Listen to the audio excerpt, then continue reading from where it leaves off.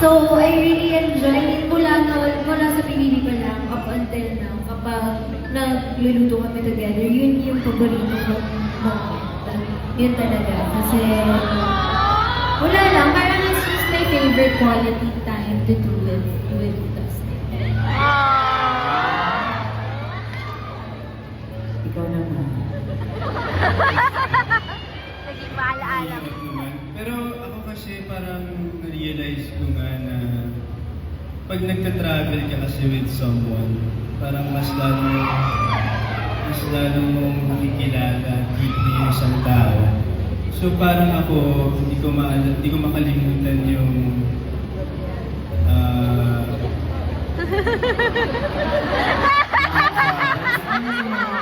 hindi ko makalimutan yung pag nagkikita kami sa isang lugar.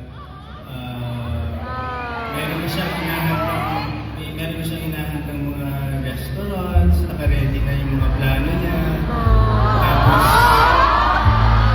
parang di rin ako makapaniwala na magaling siya sa daan. Magaling siya mag-navigate ng mga places. So, parang ako, yun talaga yung na-appreciate ko nung nag-travel.